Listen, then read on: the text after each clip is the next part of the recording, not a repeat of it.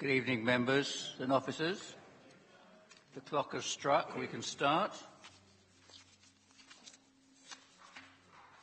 Thank you for coming to this Audit, Governance and Standards meeting this evening. I've been advised that there are no fire drills planned for tonight. You'll be glad to know.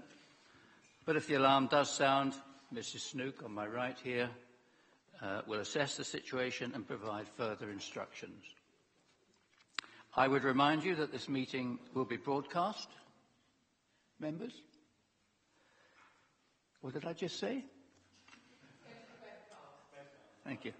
Live and recorded for playback on the Maidstone Borough Council website. But will anyone else be recording or timing the proceedings? Who's that person lurking at the back there? No? Okay. I ask so that people at the meeting will know if this will be happening. That is all.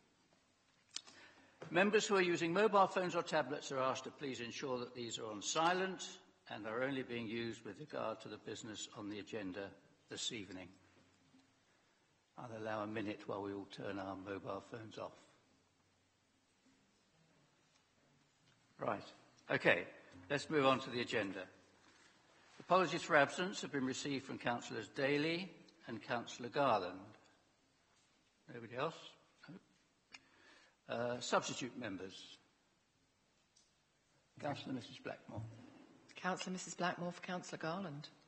Thank you. Urgent items. You will have been handed a list of relating to the complaints that have been handed in to our monitor officer. I'd like to take this on the agenda item concerning complaints. Is that agreed, members? Thank you. Any disclosures by members or officers? No?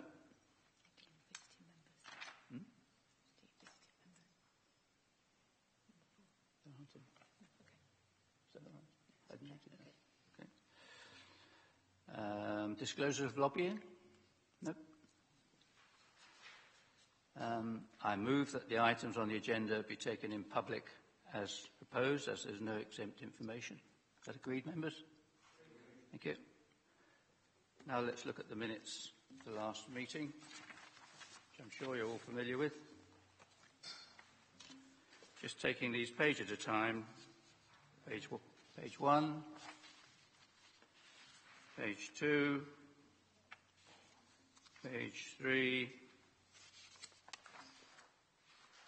page 4, and page 5.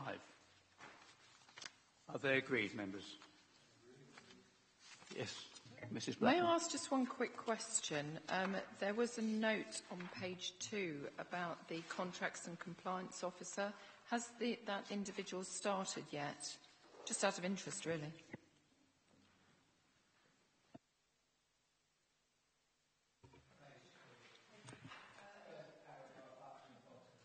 Page 2. Yes, Councillor Blackmore, I can confirm that an appointment has been made and the new officer has started.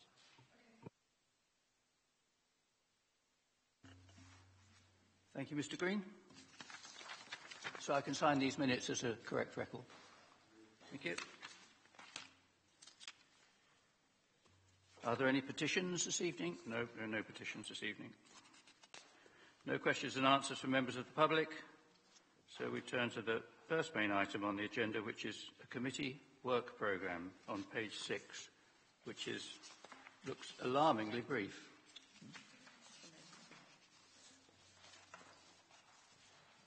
We're asked to just note that, members. Bless you. And again. Is that noted? Anybody got any comments on that? Yes, Councillor. We previously raised the issue of non-delivery of Section 106 monies, particularly in relation to Parks and Recreation. An appointment is due to be made in the near future in terms of having an officer to actually deliver that. It would be useful at some point, probably a few months from now to actually come back to that and see how that's actually impacted on that issue that we raised.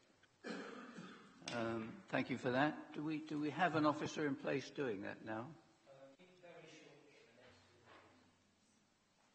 Right. Okay, well, that's noted, and we'll see if we can put that on the future agenda. Thank you. Moving on to agenda item 12. We're going to get a report on the complaints and presumably some elaboration on the list that we've been given here. Who's leading on that? Oh, you're over there. Sorry, Donna. I was looking up here. I beg your pardon. Okay. Go ahead. Thank you, Chairman. Firstly, I would like to apologise for the error in the report that came to you last time for the period 1st of January to the 31st of May. As I say in the report, I reported only one complaint had been received related to 3 separate subject members, but you will see from your list that I have brought this evening that there were actually 6 complaints during that period. I can only apologise. Unfortunately, this was due to having too many people trying to complete a schedule when it should probably just be one person compiling the information. So I apologise, and we will make sure that it's right in the future. You will see that of those 6 complaints, they're set out on your list. Obviously, I've had to be brief in the outline of what they involve because I can't go into too much detail because they are meant to be anonymous for data protection reasons.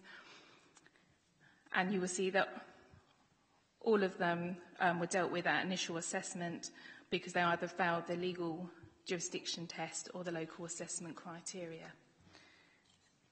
For the current period, which I'm reporting on this evening, you will see that there have been 5 complaints. 2 are still at the initial assessment stage, and 3 have again been found to be no breach. Well, 2 were no breach, 1 because of local assessment criteria, and the other matter was dealt with informally by the offer of training by the monitoring officer, and that has been delivered. Unless anyone has any questions. Thank you for that. Your apologies are accepted. Members, Councillor Mrs Blackmore. Thank you, Chairman. Just one quick question, which is, obviously these are formal complaints that have actually been made, but are there any that don't actually make it onto the list? So they might, say, be struck out in a, I don't know, an initial review. If a formal complaint's been made, even if it's been struck out of that review, it's on this list. That's everything. Yes, Councillor English. It's very interesting, not to say encouraging, that we, apart from the one that's subject to informal resolution, we don't seem to have had many upheld complaints at all. Not many complaints, and of those, most have failed the assessment criteria. Just out of curiosity, you may not know the answer to this off the top of your head. When was the last time we actually had a formal complaint that didn't fail the assessment criteria and went to formal action? You may need to check back in the records for that.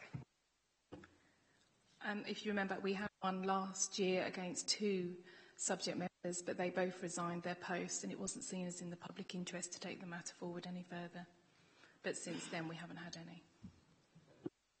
Assuming then that if I hadn't resigned, that would have resulted possibly in action.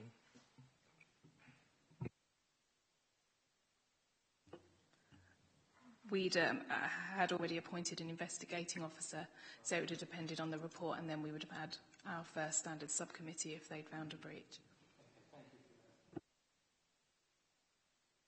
Any other points on this? We're just asked to note the contents of the report. So is that noted, members? Thank you. Moving on to agenda item 13.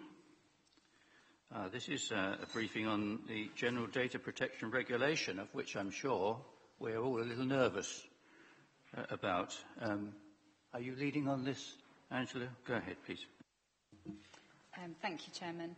So the report outlines the changes to data protection arising from the new General Data Protection Regulation, which comes into force on 25th May next year.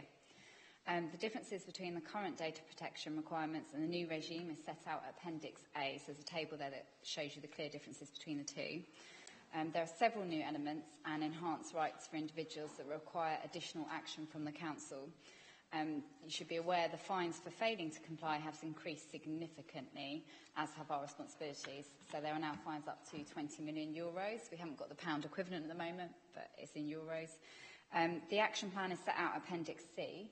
At this stage, the team are meeting with our high-risk service areas. So these are areas that process large volumes of customer data, and they're carrying out audits of that data to see what we hold, why we hold it, how long we hold it for, and where we need to take extra measures to ensure we're complying. Other key actions include putting together retention schedules for the authority to ensure each service has documented retention periods for information held, and reviewing and updating all our data protection policies and guidance. We do plan to hold briefing sessions for councillors, which I'm sure you'll all be at, in January. So prior to each service committee in January, we will be holding a briefing session to which you're all welcome to come. I'm happy to go into more detail, and I'm happy to take any questions. Thank you. Does anybody have any questions? Yes, Councillor. Thank you. I thought this was a brilliant report, very clear. Just two questions from it. It mentions in there about holding data for under 16s. Do we have any data for under 16s? And my other question is, are we running to schedule as per Appendix C?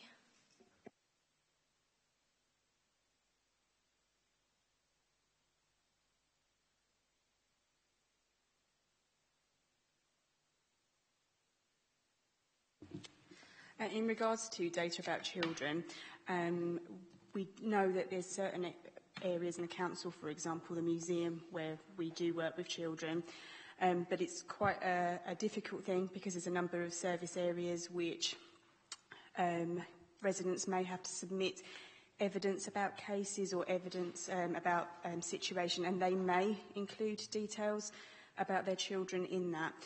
So at the moment, we have identified a couple of areas where that is a possibility, and they do know that they receive that, and we'll have to look at each service individually to see how we progress with that, because it may well be the information isn't essential, and we might have to look at ways in which we might need to redact it.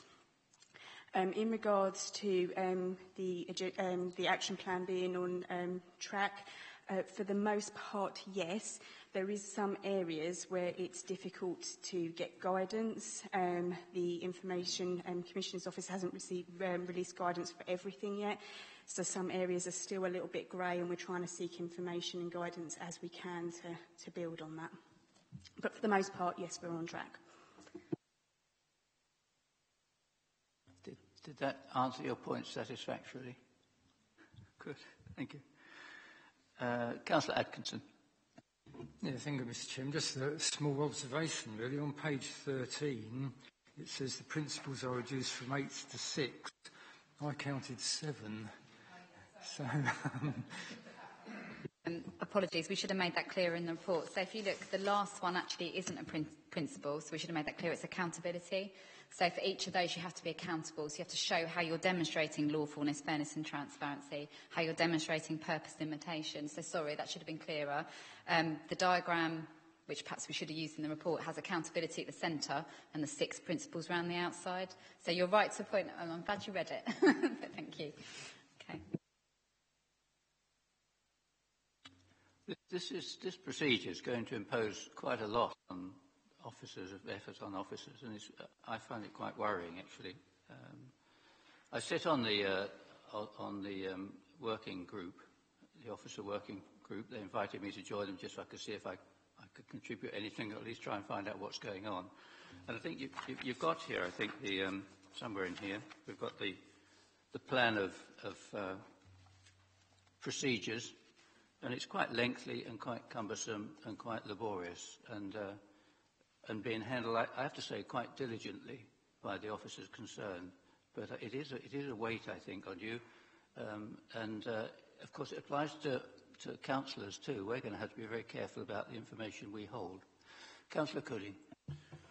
I'm sorry to be necessarily parochial, but at the latest parish liaison meeting, we did raise the issue that I suspect parishes, being blunt, a lot of parishes act more informally than certainly the borough does, and we did request some sort of help in terms of being made aware, etc. So in your action plan, if you consider, shall I call it training, shall I call it awareness for parish councils, maybe the clerks, maybe chairs, will be extremely welcome. Yeah, I'd be happy to.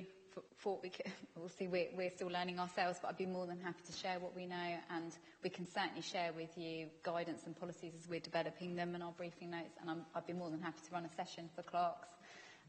Yeah, so we can look at that. That would be fine.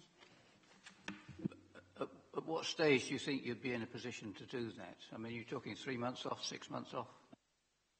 I think we could probably run a session in January. So if we're running sessions with councillors, we could probably, if try and find a date people could make, we could probably do something in January if that's okay. I could just make a plea that sounds excellent. If the date could be advertised reasonably soonest, so it gets in the diaries, and January can be a boring month, so that's excellent. Can I just ask, where you talk about fines could be raised, I'm interested, who is raising the fines on this and where's the money going?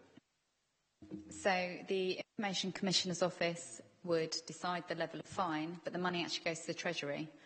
So it doesn't go to the ICO, it goes to the Treasury. Councillor Perry. Yeah, that.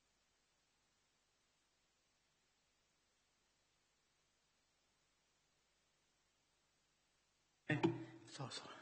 I was fascinated by the first two paras, 2.1, 2.2. Obviously, this is originally based on an EU directive. Now it's coming in and it's a new act. But then you say, well, no, it's not you. The report says, but the implementation of the GDPR doesn't require any UK legislation. So I was a little bit puzzled by that wording. Is this the application of the Henry VIII rules? I presume it is, where primary legislation is overruled. But I was just curious to know where that statement came from.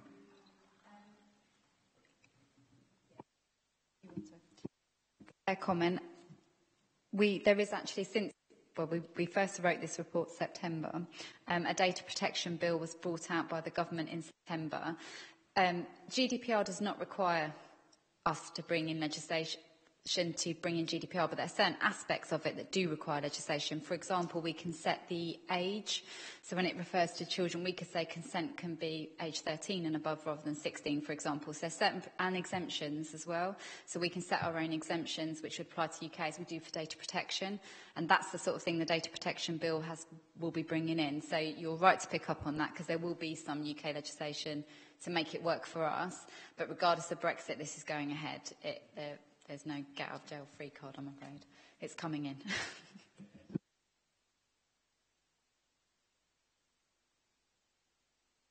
No other questions on this, members?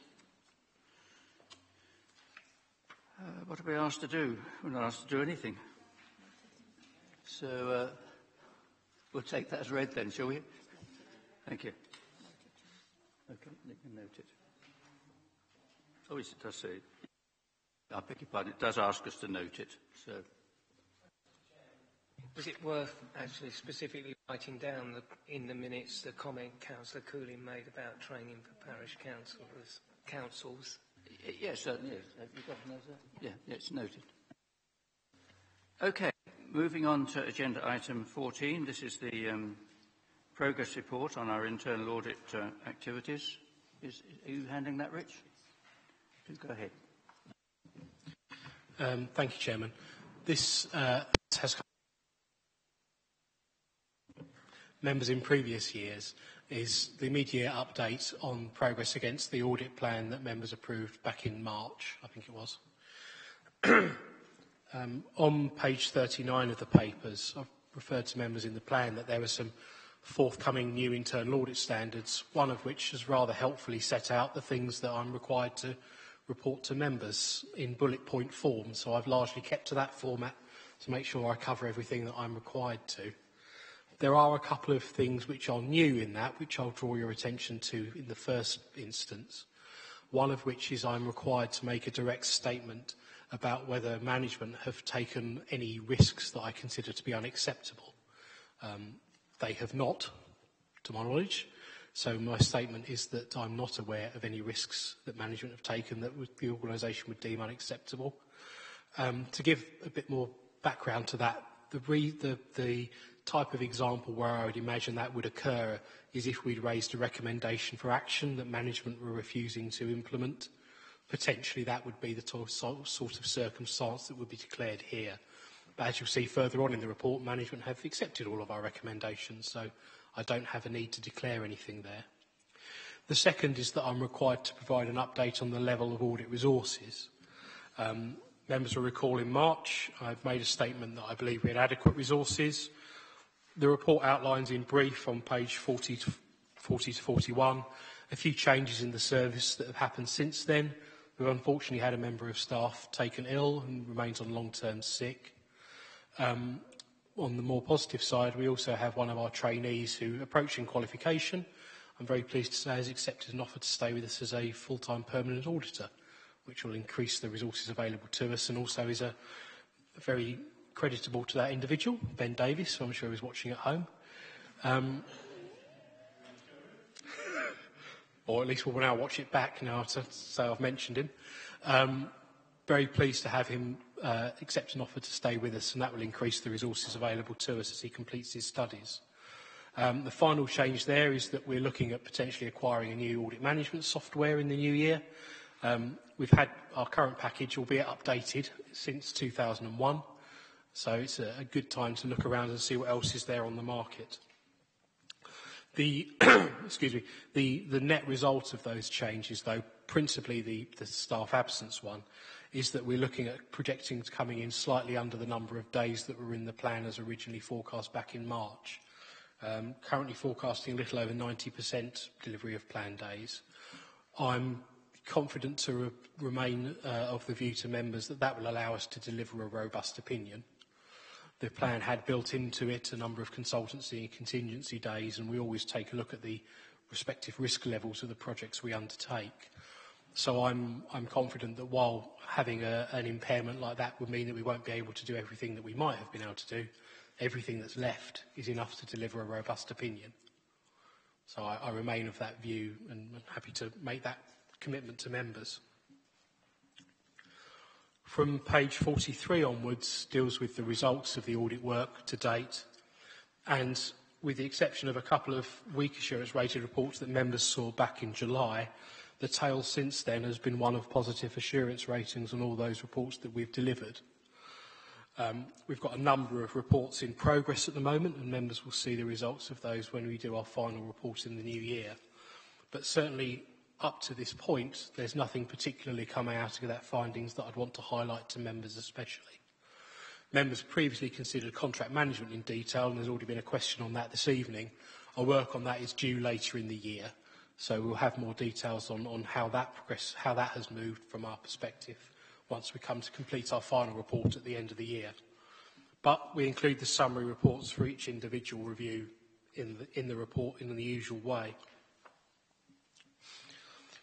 If I might move members on to the next section on page 53 of the papers, which is about following up on those recommendations, as I mentioned before.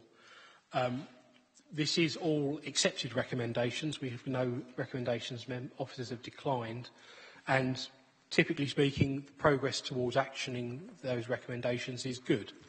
There are some areas where there have been some delays, but no areas where those delays are such that we have concerns that we'd like to bring to your attention. Which includes, I should make clear as well, the Hazlitt Theatre project, which has been previously discussed in some detail in this forum. Progress, we are satisfied towards implementing those recommendations, is on track for effective delivery. From page 56 onwards of the report deals with the other aspects of the work we do, including an update on risk management, which especially those members who also sit on Policy and Resource Committee will be familiar with. On page 58, some details about counter-fraud, another item of interest to this committee previously. So far this year, I've had 2 issues raised with me through the whistleblowing policy. I should say that whistleblowing policy cites audit as only one of a number of channels. I'm due to undertake an exercise in the new year to find out whether my colleagues have had any issues reported to them. But the fact I've had 2 come to my notice gives me some confidence that the policy is known and is operative. Both of those matters were resolved to the complainant's satisfaction, and there aren't any issues that I feel necessary to bring to members' attention arising from those incidents. On to page 59, and those members who were in the pre-briefing just now will know of our intention to bring forward a new counter-fraud set of policies in the new year. We were hoping to base that on SIP for counter-fraud standards, but the SIP for work has been delayed, so we're going to go ahead anyway and try and lead rather than follow on this instance.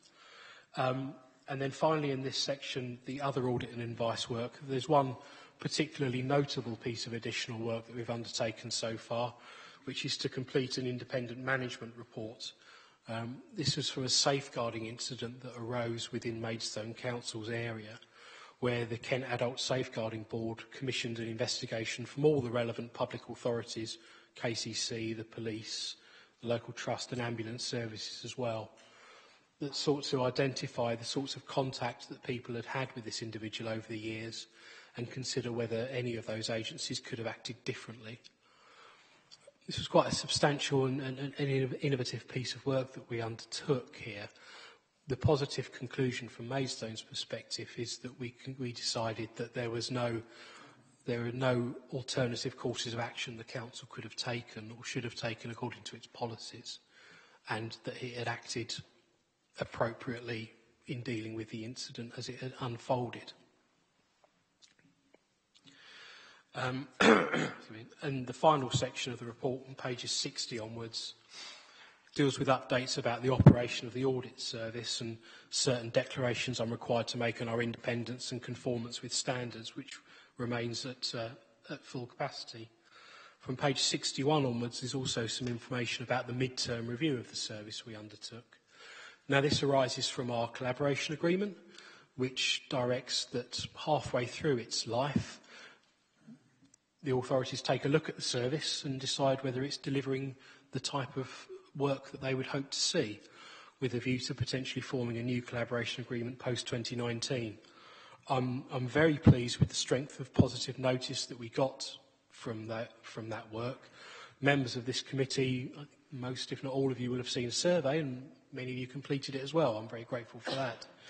And I've highlighted on page 62 one particular question. We asked people on a slider of 0 to 100 to recommend, and the results were extremely positive, averaging over 90 out of 100 across the board, and very consistently high between members and officers across all 4 authorities. And I've gone into the report with the thanks that certainly I give to the rest of the team who work for me and with me to deliver audits of that quality and customer service that elicits that sort of feedback.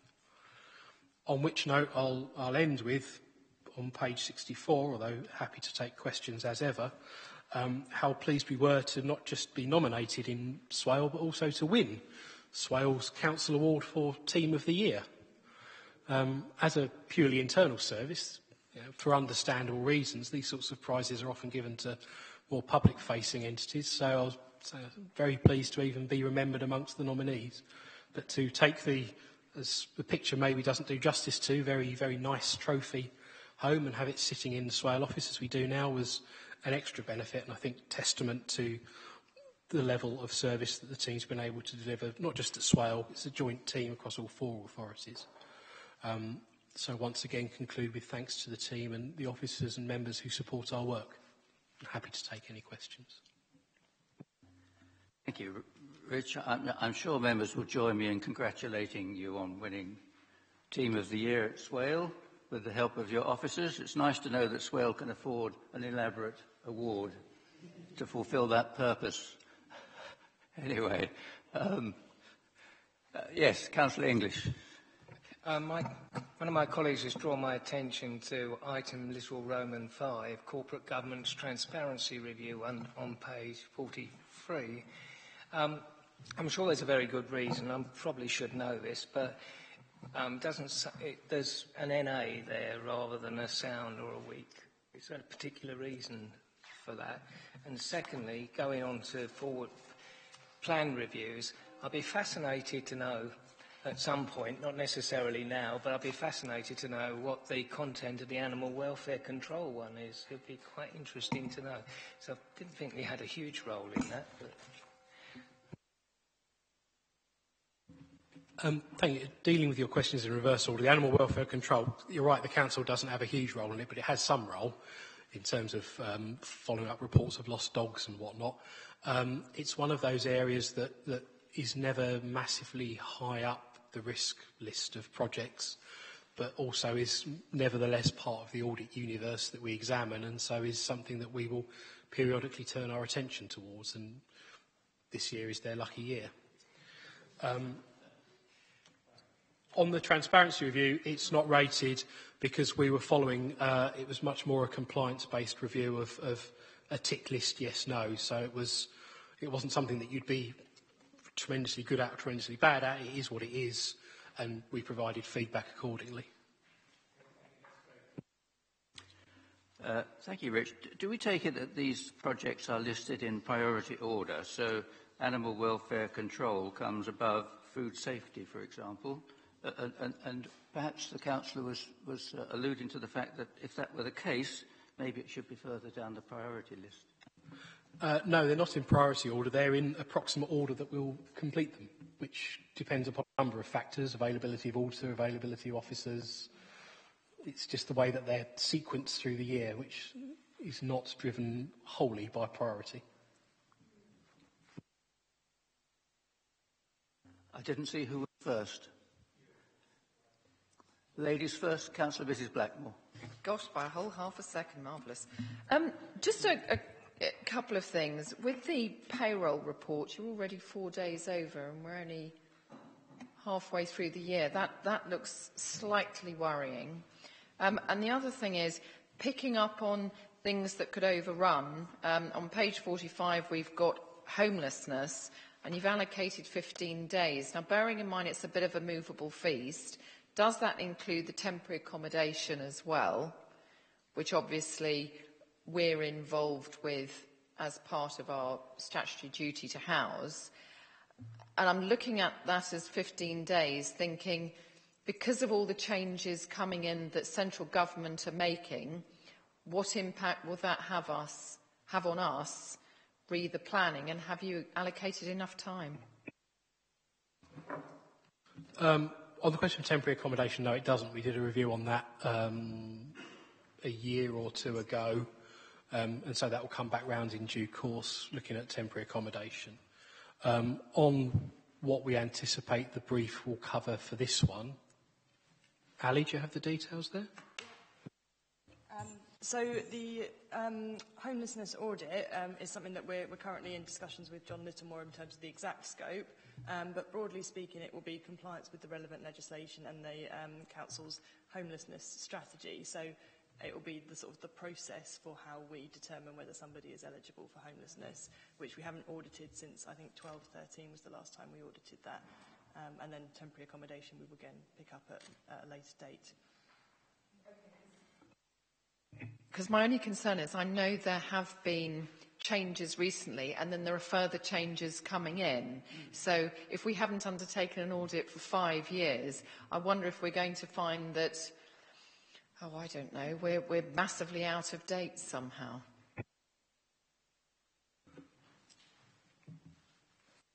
We'll complete the work and find out. I mean, it's one of those things when drawing the plan together, we look at how recently we've looked at these things, and it was due. I mean, the Prevention of Homelessness Act, which I think is the change that you are possibly referring to, is recently in place.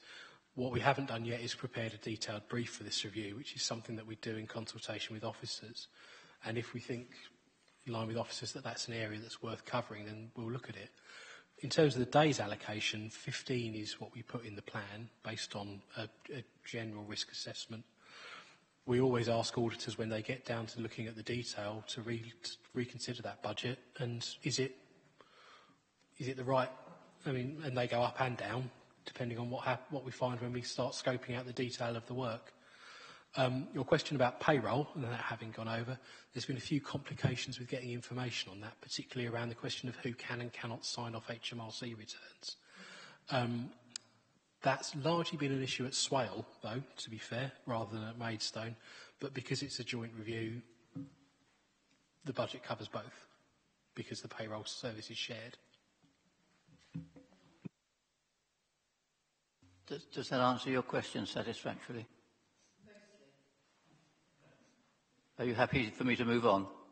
Always happy, Chairman. Councillor Atkinson. Yeah, thank you, Mr. Chairman. On page 50, paragraph 49, it says currently there's nothing to stop an officer setting up a supplier and then making a payment. Now, just now in that presentation we were told you mustn't use trust as a way of making sure that things aren't done fraudulently. Now, to my mind, that is actually potentially quite urgent. We ought to sort that out, just in case there are some officers that aren't trustworthy. So I would put that up the list of priorities.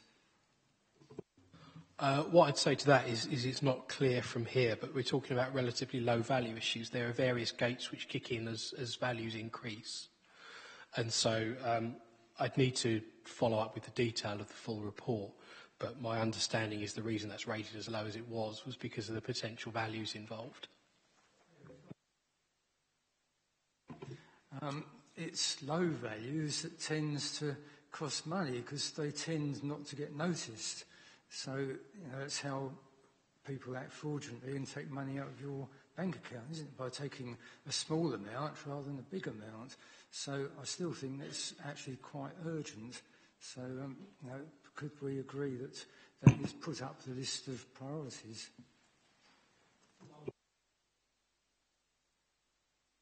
I'm happy to go back and take a look in more detail at the testing and provide you and other members with some assurance on why that's been rated as it has.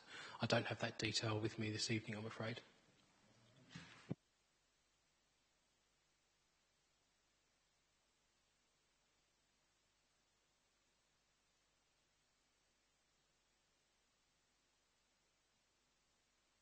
Okay, anybody else got any comments?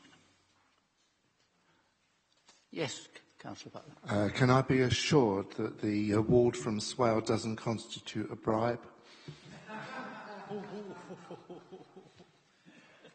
You don't have to answer that. No, I appreciate. Sorry, I appreciate the tone in which the question's asked, but still, we operate independently without fear or favour, and I'm content that we continue to do so. Just this week, I was specifically drawing up an internal policy on independence, which provided the rules around when we can and cannot accept things like this, and I'm content this was within those rules. I'm assured. Thank you. Now, can I ask a couple of points as Chair? You talk about you're looking for new software, and licence fees are by far our largest non-staff expense. Can you give us some idea of what expense you're talking about? Just under £15,000. An amount which, because our software provider is an American company and bill us in dollars, has gone up by 40% in the past few years without the number on the invoice getting any bigger, just because of exchange rate fluctuations. Is that an annual licence fee? It is. Okay, moving on. Para 94, I'm always a bit suspicious of self-assessments and confirmation that you found you remained in full conformance. Is there no second opinion involved here?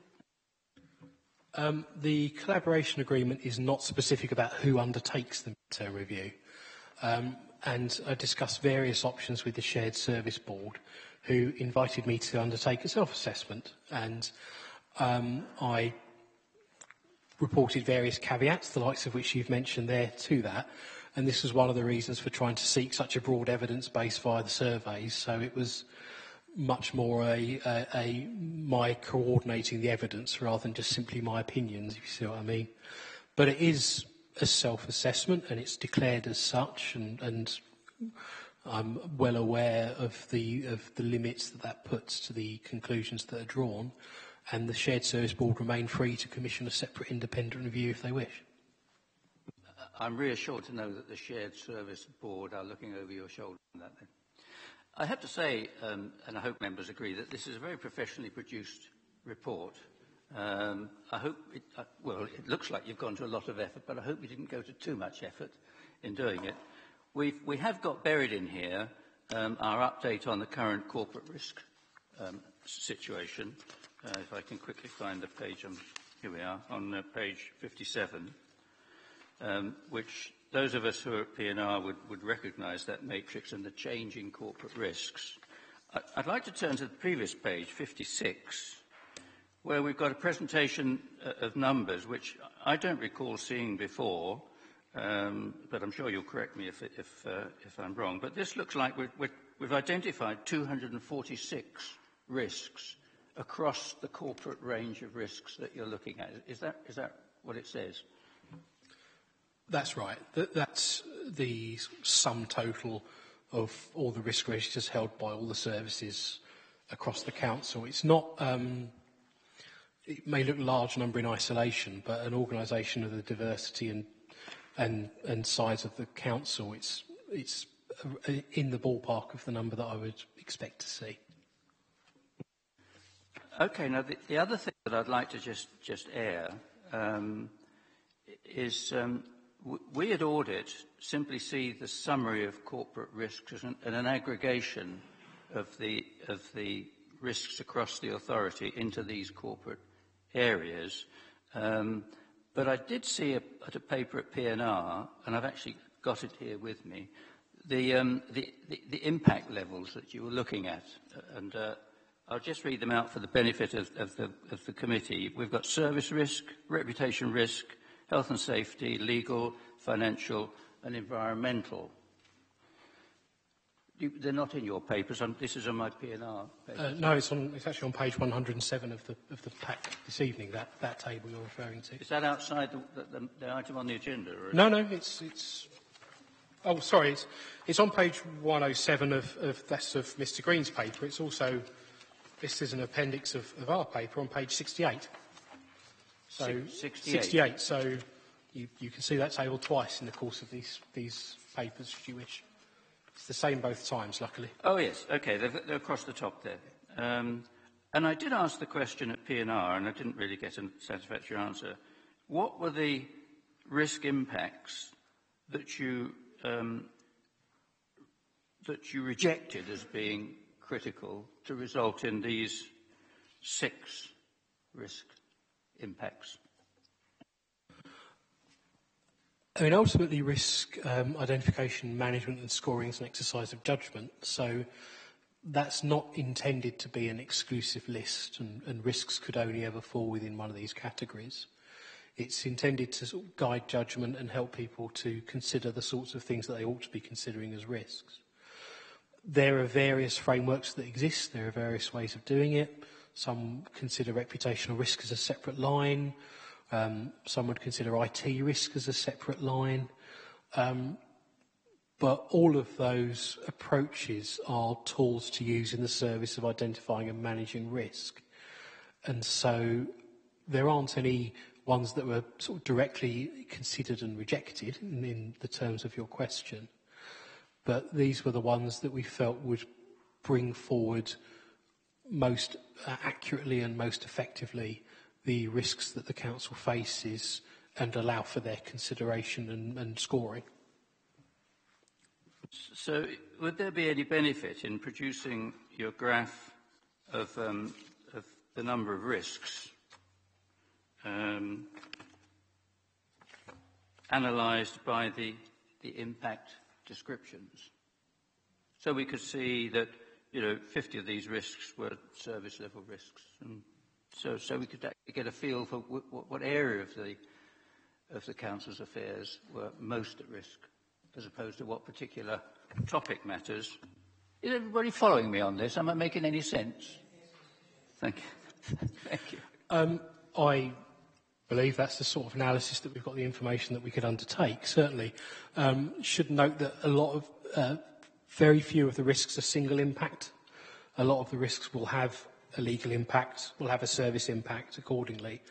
But we can certainly say we hold the information that would enable some sort of analysis of the like you described to come forward.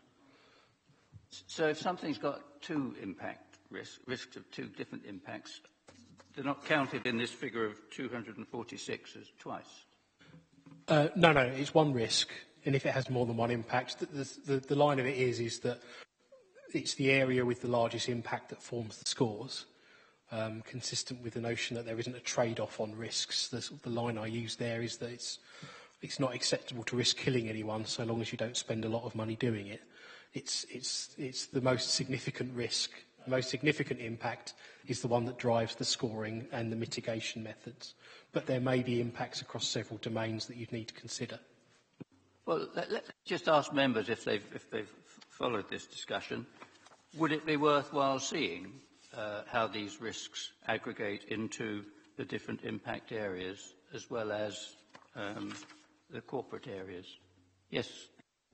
It probably is, Chairman, but I don't think it'd be worth having it as a separate item on the next agenda. Just probably an email with numbers in each category, I would imagine, to all members of the committee would be enough, wouldn't it? Well, I had more in mind. We know how many relate to environmental risks or system risks, system failure risks, rather. I simply had in mind adding it to the quarterly risk report. Do you think that would be useful? Sorry, Councillor Cooling. I think your probing here is absolutely right, and I would have thought, certainly on page 56, the black and the red items, only 10 of them, perhaps there should be a simple table dictating which of the risk categories triggered them into the black or the red or the whatever, just for maybe the top ones, rather than all 246. Yes, I mean, it isn't our role, and I've had this pointed out to me, it isn't our role to manage the risks, it's our role to manage and understand the process this as an audit committee. And I do understand that, so I'm trying not to cross that boundary in asking you to present them in a slightly different way.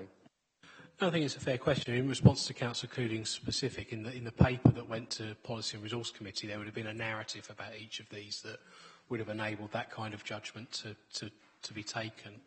But as for providing some information about how the mechanics of the scoring work and how the different impacts are considered, so that's information that we hold in one form or another.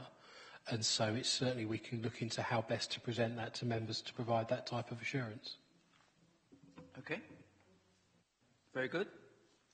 Is that agreed, members? We all get that? Agreed? Okay. Does anybody have any more comments to make on this agenda item? Jolly good. What are we asked to do? We're asked to note the progress.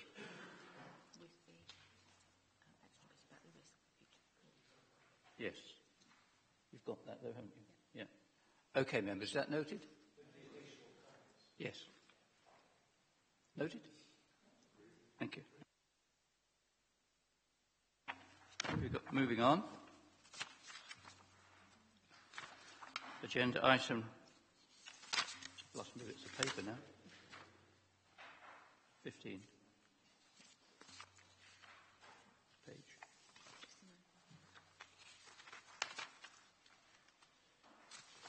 Agenda item 15. The annual audit letter. Who's dealing with this? Ellie? Yeah. Oh, okay. Go ahead. Thank you, Chair. So this, I'll try and keep this relatively brief. So this is our standard annual audit letter that basically summarises the work that Grant Thornton has performed as your external auditors, covering the year end 31st of March 2017. Everything in the letter you should have seen before. pages 76 and 77 provide a brief summary of the high-level messages that we're looking to draw out in there. I would just say on the right-hand side of 76, we are in the final stages of our work on the Council's housing benefit claim, which will be certified by the end of November. And the rest of the report is a summary of the work we've performed during the course of the year, our findings and the fees of the work performed. So won't spend any more on that. Happy to take any questions that members have. Thank you. I'm aware of one question I think Councillor Cooling might like to raise. Yes, and you may not want me to continue with it for too long because I remember raising it some while ago. But on page 78, there's a very clear statement of materiality. And I believe that I just about understand this, but I'm somewhat perturbed by the figures that are put in as the criteria for judging materiality, because the 1.79 million there, put in at 2%, if I do the arithmetic right, that must be about 85, 90 million. Whereas surely for fraud, mistakes, etc., etc., etc., I would have thought we'd be very substantially interested in the impact of mistakes on the ongoing operational costs, the revenue expenditure of the borough, which is at the 20 million odd level. And therefore, I just wonder whether this is too coarse. I appreciate that 2% is a more or less standard guide, but surely if 1.79, if we were just under that in accumulated concerns, and many of them related to the revenue accounts, it puts our chasing, or sorry, the borough's chasing for savings of a few $100,000 a year into perspective. So I am troubled as a relative layman by up to 1.79, I'm going to say, is okay. It doesn't feel that to me when the borough is having spending issues, revenue-raising issues, and is having to chop various services, quite rightly, to get a balanced budget. 1.79 feels very high to me. Sorry. I think you raise a good point, but it does relate to the overall revenue that we handle, which includes council tax from the Kent County Council, includes all the housing allowances, I think, housing benefits that we process. But I would ask our auditor friend here today to perhaps respond to that. Yeah, no, that's fine, and I think I completely get your concern. I think it's around trying to provide some context to the level of assurance we're looking to give. So the aim of our work, which is what we've achieved this year, is to give a true and fair opinion on the council's financial statements, and those financial statements are at a lot higher level than those day-to-day transactions. So that's the level, that's why we've set those numbers. I would point out that further down we do look at cash, for example, as something as with particular focus, because clear cash drives that. So it's not to say we blanket that, we do focus that materiality where we need it. Do carry on, yes. When you've heard enough, I would have thought it would be worthwhile the 1.79 being segmented across the various types of expenditure of the borough, whether it's CapEx, RevEx, whatever. And so that the errors, the misstatements, whatever you want to call them, within those categories had a finer granularity. I'm making this up as I sit here. If all of the problems emerged in the RevEx account, all of them, and they got to 1.78, that would be a huge proportion of the 20-odd million. It'd be 10%. Huge proportion of the revenue expenditure. So this is a very, very blunt instrument in terms of, is it a trigger to raise an alarm bell? No, I can come back in on that, and we do, I wouldn't say we apply materiality sort of pro rata, you say, but we do risk assess the areas, and areas that are deemed higher risk and will have a bigger impact on that petition, we will test more on. So it's not a case of us signing a blanket or everything's at the same level of risk, particular, and, you know, in terms of the transaction types that we look at as well. So that's one way of looking at it. I guess if we wanted to look at, if we jump to page 83 and looked at the fee the council's paid, it's £50,000 for that piece of work. If we wanted to reduce that down to say £500,000, that fee might go up to £150,000. And it's around getting that cost-benefit analysis, which, you know, that's the balance an auditor always has, is trying to provide the right level of assurance for the fee that commands that, I guess. One final comment. The definition of materiality, as the size of the misstatement in the financial statements that would lead a reasonably knowledgeable person to change or influence their economic decisions. If there were an error or a misstatement, I'm making this up again, of £1 million, and it all happened to be in the RevX area, that may change the borough officer's views on what savings would have to be achieved across operational areas. So, final comment, it's a coarse granularity, and I would have thought that management information certainly would benefit from a higher level of tuning towards the expenditure structure of the borough. Sorry.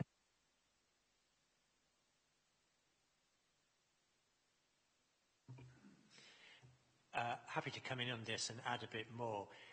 What the external audit is doing is to give a view on the financial statements. So it's not looking at the figures that we use for day-to-day operational purposes and for management accounts. For that, we rely more on internal audit, who tend to go into more detail. The explanation that Grant Thornton have given, I think, is absolutely valid in respect of their audit, which is of the financial statements, which are really designed for an external audience. So it's horses for courses. I think this approach that Grant Thornton have explained is appropriate for the financial statements. I agree, for our own internal purposes, for management accounts, for operations, a different standard would be required. Thank you, Mr. Green.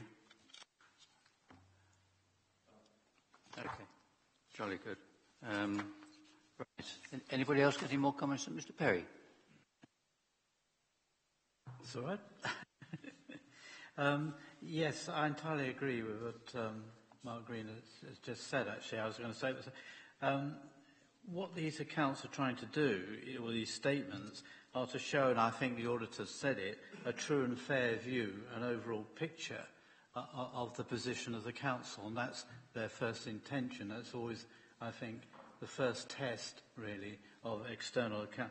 The only question I do have is the 2% and where that 2% actually comes from, because I can't see anything in here for that. But the overall approach of the true and fair view is what I would want to see as well. So I fully accept that. It's just I was just wondering about the 2%. Thank you. Yeah, no, it's fine. The 2% is something that the industry and our regulator is content. There is a range of percentages which apply generally from 0.5% to 2%, and it'll be a risk-based approach. So for us, we would say the 2% is what we would say where we feel a client is low risk. If it was high risk, we'd be down at the 0.5%. So that's our risk assessment of the authority and the risk of error. So if we're happy it's low risk and there's a lower risk of errors, then we can have a higher materiality figure. If we felt there was more concern over there'd be more errors, we'd have a lower number. So does that figure vary between different local authorities?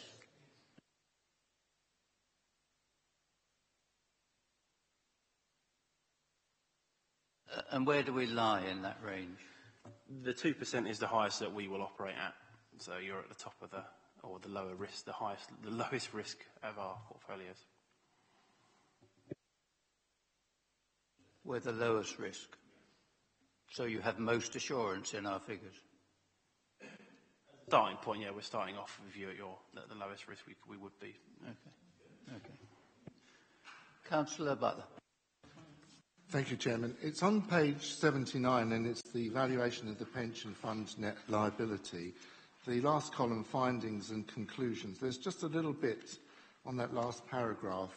Our expert concluded that the assumptions used by the actuary to be reasonable in most cases although in some instances the assumptions fall outside of the expected ranges. Can you give a little bit more behind that, please? Yeah, certainly. I mean, that was a very isolated case. So there we rely, obviously you're part of the County Council's pension fund. The County Council uses an actuary to value the fund at a point in time, which will always be at the end of March 2017. One of the rates which the actuary used was 0.1% outside the rate used by our expert who reviews the actuary's assumptions. So it was a very minor adjustment. And when we consider all of the assumptions in the round, because all of those work together to give the liability position, we were content that didn't have a significant impact. Where was that reference, Councillor Butler? Page 79? Yeah. And it's the findings and conclusions on the last paragraph. Bottom right-hand side? Okay, thanks.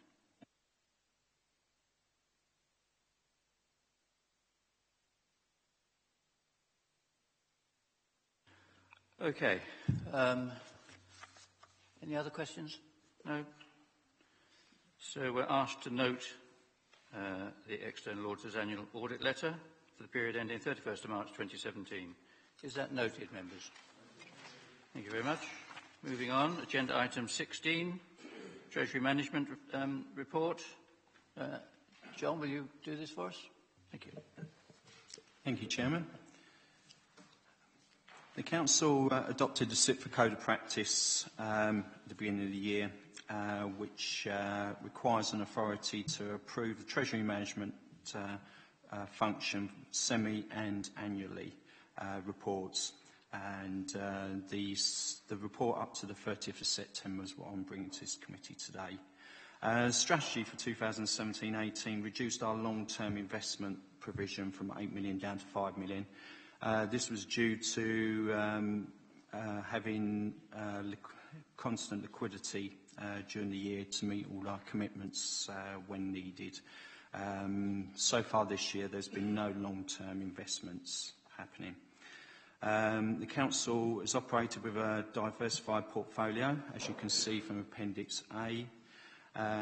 The counterparty lists are all in the required limits with Arlene Close, and the total of current investments at the 30th of September is 26.455 million. Investment rates have remained low during the year. Council's investments have averaged a 0.42% return and generated an income of £106,000. It hasn't been necessary to borrow in the first half of this year, and this is likely to continue through the same way for the rest of the year too. If you could look at Appendix B, it shows the prudential and the Treasury indicators. The first one is the capital expenditure, which shows that we've actually spent £6.1 million so far. This has been fully funded by the Council. As I said before, there was no need to borrow. We've got a minimum CFR, which by the end of the year should be a negative figure, as we'll have increased funding for this. All Treasury indicators have remained inside parameter.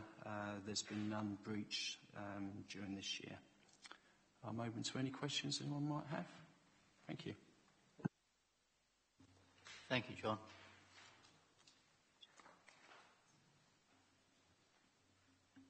Councillor Mrs Blackmore. It's just a minor point, really, but on page 93, 3 of our investments have matured in the last 4 or 5 weeks. What's happened to those going forward? They have been reinvested, but they've all been short-term investments. May I? Thanks, Chairman. Short-term being up to a year? Yes, less than a year.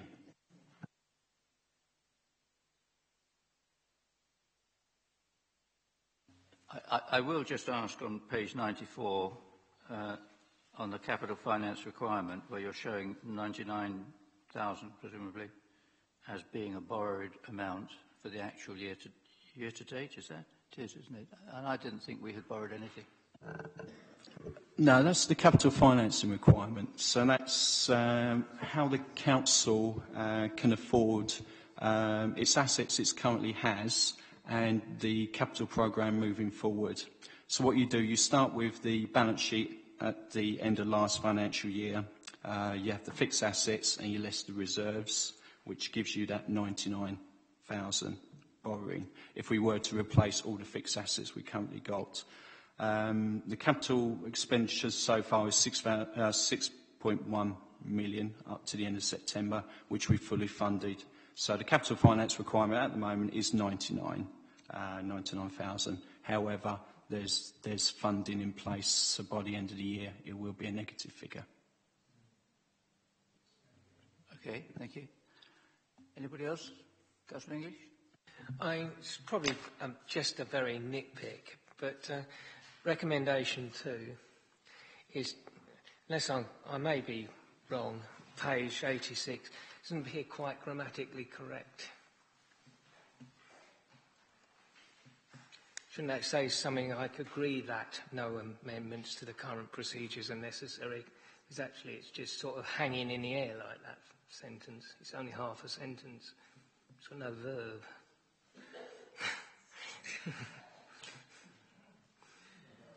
So are you suggesting it should say we should agree there are no amendments necessary? Yeah, something like that. It needs a verb in that sentence. Okay.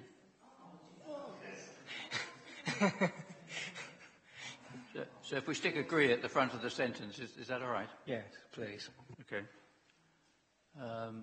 Okay, so the first recommendation is to note the strategy as at 30th September 2017. Is that noted, members? And with the addition of the word agree at the beginning of recommendation 2, no amendments to the current procedures are necessary as a result of the review of activities in 1718. Is that agreed? Agreed. Thank you.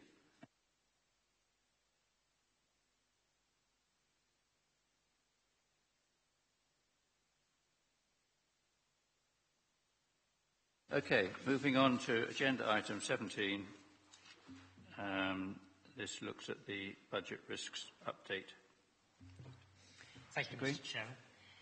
You've asked me to come to each meeting of your committee with an update on the budget risks, and I'm happy to continue doing this each meeting for as long as you want me to. This report sets out on page 97 the things that I think it's worth highlighting as having changed since I last updated you on budget risks. The first one is about our own position and the fees and charges that we generate. There is an issue about delay in being able to implement an increase in planning fees, but this is marked as a reduced likelihood of the risk materialising, because although we fell short on planning fee income as a result, we're doing very well on parking income. The report that's going to Policy and Resources on Wednesday evening on the first half shows us over 200,000 ahead of budget on parking income. So that risk is pretty comprehensively offset. So I think that's a reduced risk, the fact that we're not going to be able to generate enough income from fees and charges. So that was the first one I wanted to highlight. The next one, which is more serious, is about inflation. And in the medium-term financial strategy that went to Council last month, we set out a base case assumption on inflation of 2%, which is the Bank of England's target. But as I'm sure you all know, CPI inflation is currently running at 3%. So we do need to look quite carefully at the assumptions in the MTFS. Our single biggest item of expenditure is salaries, and we may see news coming in the Chancellor's budget statement on Wednesday about what he thinks should be happening to public sector pay awards. But I would say that's definitely a risk, that with higher inflation we may have to pay out more, and that obviously means we have to fund additional expenditure in some way. So that is an increased risk, I'd say, at the moment that we face. The next one is a reduced risk on council tax increases, because we do have some certainty now that we didn't have before about the level of council tax that the council can set for next year.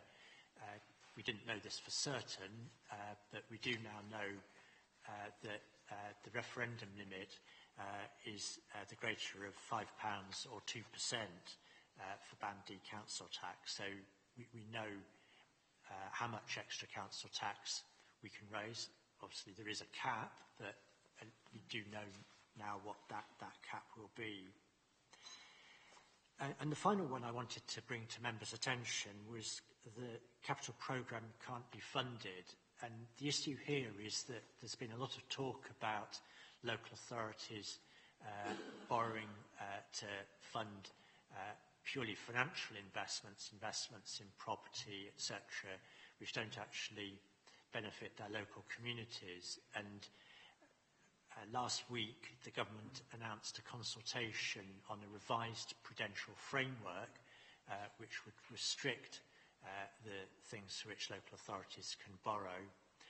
They've introduced a concept of proportionality, which is asking local authorities to look at borrowing in relation to other factors like the total revenue of the council.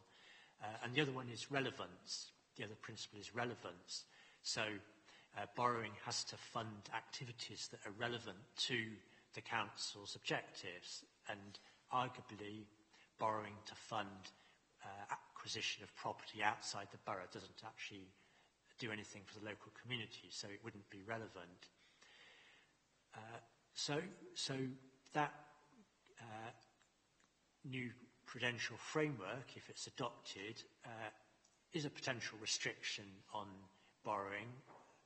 Don't think it would affect us necessarily, because the things that are in our capital programme are relevant for Maidstone Council taxpayers, and they are proportionate. The other thing that we may see, and again the Chancellor's budget statement could tell us more on this on Wednesday, is we may see actual restrictions on what local authorities can borrow from the Public Works Loan Board, because at the moment we can just go to the Public Works Loan Board and borrow practically without limit, subject to the prudential regime. So who knows, there may be restrictions there. So it's something to watch. It doesn't, at the moment, so far as I can see, prevent us fulfilling our capital programme, but it is something that is worth highlighting. So those are the things that I think have changed so far as the budget risk climate is concerned, but it's a constantly moving picture, and for that reason I'm very happy to continue to keep members updated from meeting to meeting. Happy to take any questions or comments that you may have. Thank you, Mark. Anybody got any questions on this? Yes, Councillor Blake. Just one. I understand you've highlighted certain areas. However, sometimes we don't know what the questions are, that we don't know what we should ask, if that makes sense. So is there anything on your radar, on the horizon, that you think could be a potential issue in the future, which might not appear within the register at the moment, but may have to in the future? There's no specific things I'd want to bring to members' attention. You do have in the appendix to this report the full budget risk register, which captures things that I've talked to you about before. So those are risks which I don't think have changed particularly in their magnitude. But you're absolutely right. We shouldn't just look at the risks that have been identified already. There may well be others out there that we need to be alert for. I must say it seems very slack of the Public Works, whatever them call themselves, loan board, that they don't seem to do any credit checks on the local authorities that are borrowing money from them, and they just happily think that you'll repay it eventually and keep up the interest payments. Is that really the case? We're public bodies. We have the capacity to raise revenue through council tax, so I think it's considered that being part of the public sector we are creditworthy, sufficiently creditworthy? Well, the key there was the word sufficiently. It depends how much. I mean, you've got to borrow £100 million from this organisation and invest it in a shopping centre. They're not going to do a credit check on you. And you're capped on the council tax you can raise, so that's not a straightforward answer either, is it? I'd just flag it up as being, I think, quite an irresponsible position for the government to take. I expect you to take advantage of it, Mark. I mean, that's where we want our money to come from, to build new houses and things, but it just amazes me. Okay, yes, Councillor Butler. Yeah. Are there, like, legal fees for appeals and things like that included? If we lose?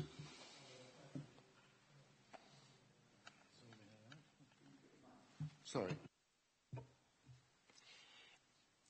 I haven't flagged that up as a specific risk, but it is something that we report to you on, and so far as planning appeals are concerned, we've assumed in our regular budget monitoring that we could have a risk of an extra 200,000 above and beyond what's in the budget that we might have to pay. So it's a risk and it's reported to members, but it's not the magnitude that I felt it was worth putting in here.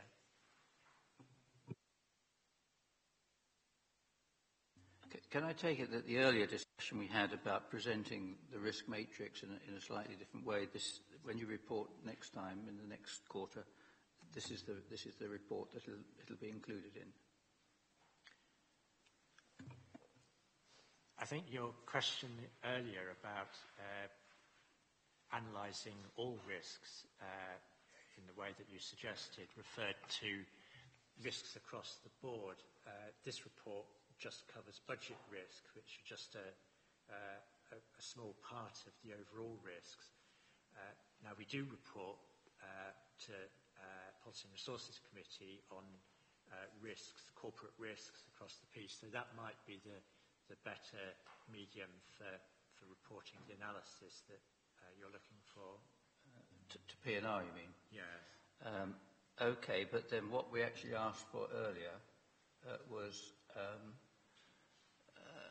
the aggregation of risks by impact. Yeah. Just to see how that panned out, if you like. I'm just asking whether this would be the better place to append it to, or whether you'd prefer to present it elsewhere. Looking at the work programme on page 6, I understood that it would be in part of the risk management update that's scheduled for this committee's attention in March. Was further to Councillor Blackmore's comments as well. I had imagined that it would be that risk management update that would incorporate details of the type you describe. All right, fine. Thank you. Anything else, members? We're asked to note the updated risk assessment of the budget strategy. Is that noted, members? Thank you very much. Well, I think we've got through the agenda, haven't we? Very good. Well, I'll declare the meeting closed. Thank you very much for coming tonight, members and officers.